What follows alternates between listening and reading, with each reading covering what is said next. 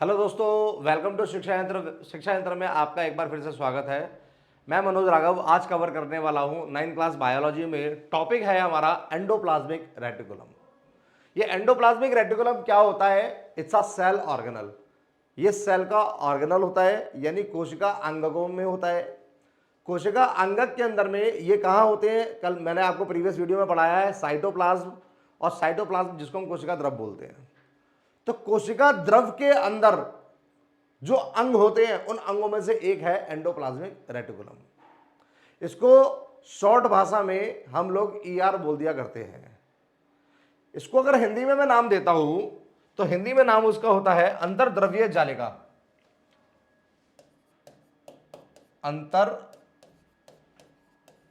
द्रव्यीय जालिका इसको बोल दिया करते हैं। एंडोप्लाज्मिक रेटिकुलम अब क्या रोल करता है, किस तरह का इसका स्ट्रक्चर होता है, इन सब चीजों के बारे में पढ़ेंगे। देखते हैं बेटा, एंडोप्लाज्मिक रेटिकुलम में आपको सबसे पहले पढ़ने को क्या मिलेगा? एंडोप्लाज्मिक रेटिकुलम में अगर आप देखेंगे तो आपको पढ़ने को मिलेगा, ये इसका फिगर हो गया इमेजिनेशन, जिसको हम शॉर्टकट में ई आर से बोल दिया करते हैं। ई बड़ा और आर बड़ा। E stand for endoplasmic, R stand for reticulum. It's a large network. ये एक बहुत बड़ा नेटवर्क होता है, लार्ज नेटवर्क है। अब ये नेटवर्क होता किसका है? ठीक है ना। इट्स अ लार्ज नेटवर्क किसका? Of membrane bound. क्या बोला? मेम्ब्रेन बाउंड का मतलब क्या हुआ यहां पर? It's a large network of membrane bound, यानी मेम्ब्रेन से कवर। किस चीज का नेटवर्क है जो मेम्ब्रेन से कवर है? क्या चीजें होती है वो मेम्ब्रेन से कवर जो होती है? बाउंड, मेम्ब्रेन बाउंड जो होता है, ट्यूब्स एंड शीट्स। यानी जो शीट्स मेम्ब्रेन से कवर हो और जो ट्यूब्स मेम्ब्रेन से कवर हो, उसके नेटवर्क को हम लोग एंडोप्लाज्मिक रेटिकुलम कह दिया करते हैं। आप देख रहे हैं एंडोप्लाज्मिक रेटिकुलम। इसके बारे में और फीचर्स को देखते हैं। और फीचर्स इसके पास क्या है? ये अंदर आपको शीट्स दिखाई थी, अभी जो ब्लिंक कर रहा था, मैं फिर से ब्लिंक कर देता हूं। आप फिर से देखेंगे कि क्या होगा यहां पर, ये सारी शीट्स हो गई। उसके बाद आप ये देखेंगे ये सारी ट्यूब्स हो गई। सीड्स और ट्यूब्स के बाद में आप लोग क्या देख रहे हैं? सीड्स और ट्यूब्स के आपने नेटवर्क को देखा, और ये कहाँ है? Membrane bound. अब एक के अंदर में आप एक चीज और देखेंगे, ये न्यूक्लियस जो होता है, सेल के अंदर जो न्यूक्लियस होता है, केंद्रक जो होता है, उसके बाहर वाले हिस्से में, उसके आसपास के हिस्से में ये मौजूद होते हैं। आगे देखते हैं हम लोग चीजों को। अंतर्द्रव्य जालिका के बारे में और पढ़ते हैं आगे, देखेंगे क्या क्या मिलेगा हम लोगों को। ये इसके प्रकार कितने होते हैं, ये तो समझ में आ गया कि सीड्स और ट्यूब का नेटवर्क होता है। इसके प्रकार कितने होते हैं, टाइप्स कितने होते हैं, तो वो टाइप्स देखते हैं। तो यहां पर इसके टाइप मिलते हैं आपको दो। इसके कितने टाइप्स मिलेंगे आपको? दो टाइप्स मिलेंगे। कौन कौन से देखेंगे? रफ एंडोप्लाज्मिक रेटिकुलम और स्मूथ एंडोप्लाज्मिक रेटिकुलम।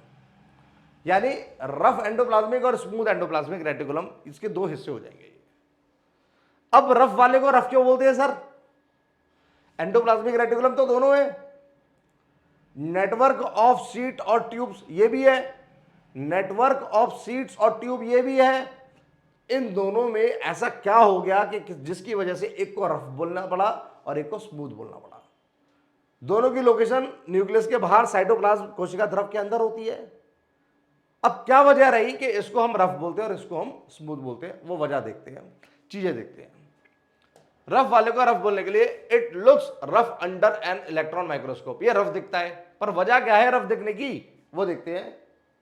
क्योंकि इस मेम्ब्रेन के ऊपर में आप देख रहे हो राइबोसोम्स। ये राइबोसोम्स जो होते हैं ये न्यूक्लियस के अंदर से, न्यूक्लियस के अंदरूनी हिस्से से पैदा होते हैं और न्यूक्लियस को पार करते हैं, केंद्रक को पार करते हैं, और पार करने के बाद न्यूक्लियस के बाहर का जो हिस्सा होता है, जो नेटवर्क है, किसका नेटवर्क है? सीड्स का, ट्यूब्स का, उस नेटवर्क के कुछ हिस्से पे जाके ये अटैच हो जाते हैं। तो यहां पर आपको इमेजिनेशन अगर हम दें तो मार्केट में एक चॉकलेट अवेलेबल है, सिल्क जिसे बोलते हैं, डेयरी मिल्क। तो उसमें भी आप देखते होगे एक वो सिंपल वाली आती है और एक में क्या होता है, ड्राई फ्रूट्स होते हैं। तो वो जो फ्रूट्स उसके अंदर, जब ड्राई फ्रूट्स उसके अंदर होते हैं तो उसमें क्या आता है, खुरदरापना आ जाता है एक। उसी तरह का इमेजिनेशन यहां पर है कि यहां पर राइबोसोम्स इस पे ऊपर से आ गए हैं, जिस एंडोप्लाज्मिक रेटिकुलम के हिस्से पर राइबोसोम्स आ जाते हैं वो कैसा अपीयर होता है, रफ अपीयर होता है, रफ दिखता है, और इसीलिए हम इसको क्या बोल देते हैं, रफ एंडोप्लाज्मिक रेटिकुलम बोल देते हैं। आप देखेंगे रफ एंडोप्लाज्मिक रेटिकुलम क्योंकि it has particles called ribosomes attached to it, क्योंकि इससे क्या होता है, पार्टिकल्स अटैच्ड होते हैं, और वो पार्टिकल्स कौन है, राइबोसोम्स, और ये कहां से आए थे, इनसाइड द न्यूक्लियस से आए थे। आगे देखते हैं, ribosomes are site for protein synthesis. Ribosome का काम होता है प्रोटीन को सिंथेसाइज करना, प्रोटीन का संश्लेषण करना। राइबोसोम आया कहां से, पता लग गया, राइबोसोम रहता कहां है, पता लग गया, राइबोसोम करता क्या है, पता लग गया। अब आगे आते हैं, राइबोसोम के बाद में स्मूथ एंडोप्लाज्मिक रेटिकुलम की तरफ भी आएंगे। It is without ribosomes. जिस एंडोप्लाज्मिक रेटिकुलम के हिस्से पर, अंतर्द्रव्य जालिका के हिस्से पर क्या राइबोसोम नहीं पहुंच पाता, वह कैसे रह जाती है, स्मूथ रह जाती है। उसको स्मूथ बोल दिया करते हैं, साधारण बोल दिया करते हैं। अब स्मूथ एंडोप्लाज्मिक रेटिकुलम पे क्या होता है, इट मैन्युफैक्चर्स फैट मॉलिक्यूल्स और लिपिड्स। इसका काम क्या होता है, फैट का उत्पादन करना, वसा का उत्पादन करना और लिपिड्स का उत्पादन करना। ठीक है, दोनों के काम अलग अलग हो गए। एक ने क्या किया, एक ने बनाया प्रोटीन का उत्पादन करने की जिम्मेदारी ली, एक ने किसकी जिम्मेदारी ली, लिपिड्स को बनाने की जिम्मेदारी ली। और आपको पता है, एक चीज और बता दूं मैं यहां पर, तो आपको पता है एंडोप्लाज्मिक रेटिकुलम ने दो पदार्थ बना दिए हैं, स्मूथ और रफ वाली ने। क्या क्या बनाया, इसने बनाया रफ वाला और इसने बनाया स्मूथ वाला। क्या रफ और स्मूथ, क्या इसने, रफ वाले ने प्रोटीन को बनाया और स्मूथ वाले ने लिपिड्स को बनाया, और इन्हीं लिपिड और प्रोटीन की मदद से सेल की मेम्ब्रेन बनती है, सेल मेम्ब्रेन बनती है। आपको पता होगा सेल मेम्ब्रेन के वीडियो में मैंने आपको बताया था कि cell membrane is elastic in nature, flexible in nature, और it is totally made from the lipids and the proteins, and lipids और proteins are arranged in sandwich like structure. इतना मैं आपको बता चुका था। तो वहां पर लोग जो लिपिड और प्रोटीन है वो कहां से आया था सेल के पास में मेम्ब्रेन बनाने के लिए, एंडोप्लाज्मिक रेटिकुलम ने दिया था।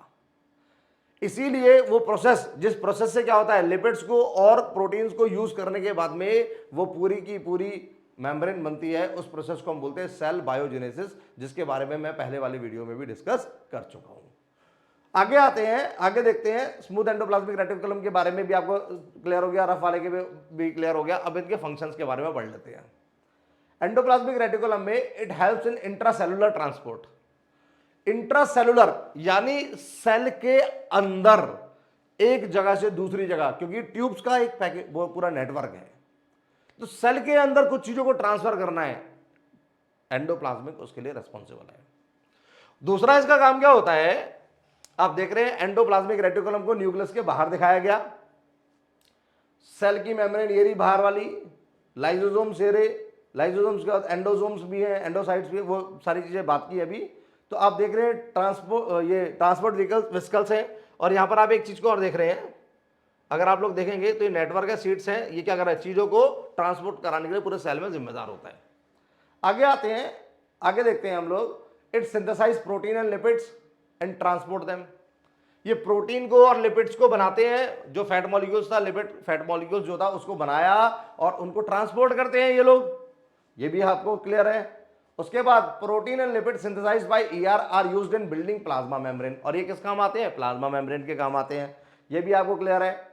आगे this process is known as membrane biogenesis, membrane की बायोजेनेसिस यहां पर हो रही है, ठीक है ना। आगे आते हैं, आपको देखा एंडोप्लाज्मिक रेटिकुलम के बारे में इतना क्लियर हो गया। Some lipids and protein are used as enzymes and hormones. कुछ लिपिड और प्रोटीन ने मेम्ब्रेन बना दी, सेल की प्लाज्मा मेम्ब्रेन बना दी, और कुछ लिपिड और प्रोटीन ने क्या काम किया, किसका काम किया, हार्मोन्स का और एंजाइम्स का काम किया। अब सर आप यहां हार्मोन्स के बारे में थोड़ा कुछ बताने की कोशिश करें और एंजाइम्स के बारे में कुछ बताएं। जब आप नया नाम सुनते हैं तो दिमाग में थोड़ा सा आता है कि ये चीजें क्या होती हैं। तो एंजाइम्स जो होते हैं ये बायोलॉजिकली प्रोड्यूस्ड कैटलिस्ट होते हैं।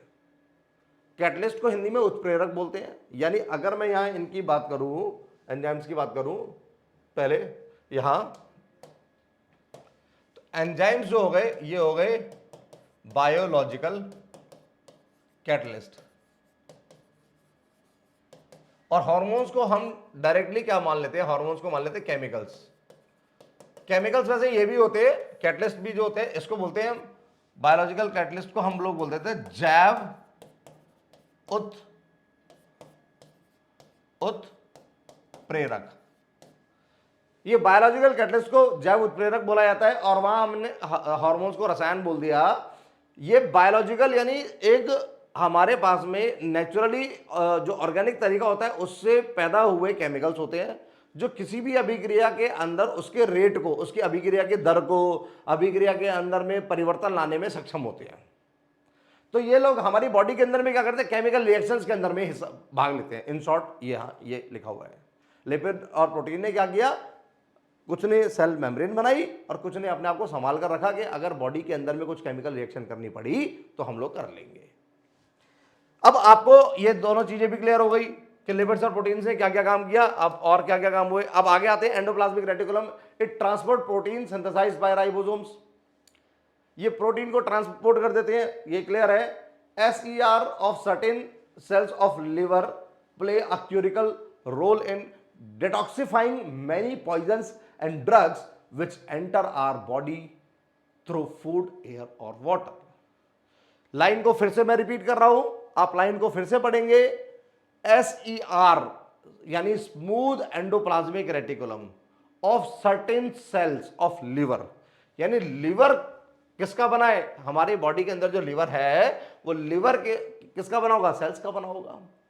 उस सेल्स के अंदर में क्या होगा, स्मूथ एंडोप्लाज्मिक रेटिकुलम भी होगा। सिंपल सी स्वाभाविक सी बात है, मैंने आपको बताया है कि हमारी बॉडी किसकी बनी होती है, एंडोप्लाज्मिक रेटिकुलम की बनी होती है। वो हमारी बॉडी सेल्स की बनी होती है, और सेल्स के अंदर में क्या है, आपको एंडोप्लाज्मिक रेटिकुलम मिलने वाला है। ठीक है ना, यूकैरियोटिक सेल्स के अंदर में एंडोप्लाज्मिक रेटिकुलम मिलेगा ही मिलेगा। तो लिवर भी किसका बना है, यूकैरियोटिक सेल्स का। लिवर के अंदर भी क्या होगा, ऑर्गेनल्स। ऑर्गेनल्स में क्या होगा, स्मूथ वाला एंडोप्लाज्मिक रेटिकुलम भी होगा, रफ वाला भी होगा।